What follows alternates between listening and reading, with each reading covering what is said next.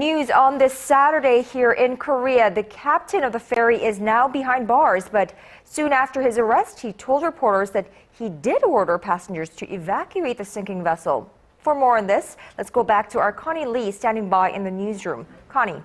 Right, Kanyang, the captain of the ferry and 2 other crew members are in custody now and have been formally charged. Now, the 68-year-old Lee Chun-seok is charged with 5 violations. This includes charges of negligence and a violation of a ship crew law, which requires crew to remain on the vessel until all passengers escape. Now, you can see here, after leaving a court hearing this morning, the captain spoke to reporters, and here he tells them that he did order the passengers to evacuate as the ship was sinking. We do have that soundbite, so let's take a listen.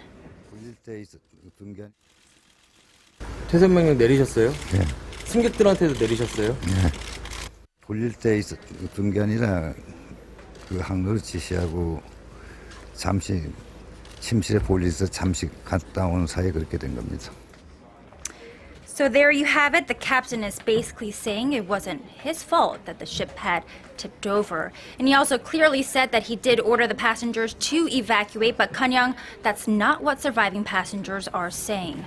Right, unbelievable. Just unbelievable how this captain has behaved following the accident and now even. Now, Connie, tell me, it's not just the captain facing the law. There are 2 more crew members who are being charged and arrested. Tell us more about that. You're right. The 2 other crew members who are also in custody is a 25-year-old third mate, a female with the surname Park. Now, she was reportedly at the helm of the ferry when it sank. Now, another crew member is a 55-year-old man of the surname Cho. Now, all of these crew members were apparently the first ones to escape the sinking ferry. Right, it's shocking if true. It's their responsibility to stay on board to oversee an orderly evacuation. We all know this as common sense, and we've heard countless stories from surviving passengers that they were told to stay put, stay inside, not move, and even putting their life vests on and staying within the confines of the ferry. Yes, you're absolutely right. And actually, there is new amateur video released on this Saturday taken by a passenger where it shows people staying put inside their cabins. Now, you can see here people are passing out life vests and some people are already wearing them. Passengers are either laying down or standing, trying to balance themselves in this clearly tilted ship. Now, passengers say that they would have evacuated earlier, but because the announcement from the ship's crew told them to stay put, that's exactly what they did. Now, that's all I have for you right now from the newsroom. Back to you, Kanyang. Right, a very, very disturbing clip there. Thank you, Connie, for that.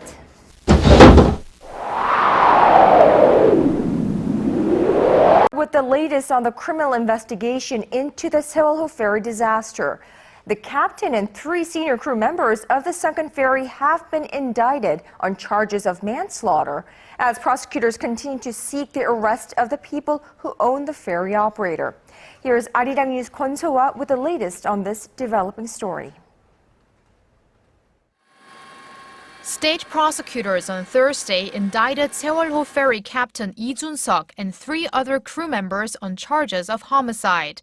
They say the 4 fled the ill-fated ferry without first evacuating hundreds of passengers on board and also calling them to remain in their cabins. Prosecutors say some of the crew confessed that they did not attempt to save passengers because they themselves wanted to survive.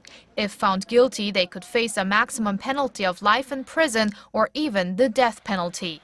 At the Gwangju District Court in the south of the country, the prosecutors also indicted 11 other crew members for negligence of duty and violation of maritime law, which stipulates they should have been the last to leave the ship.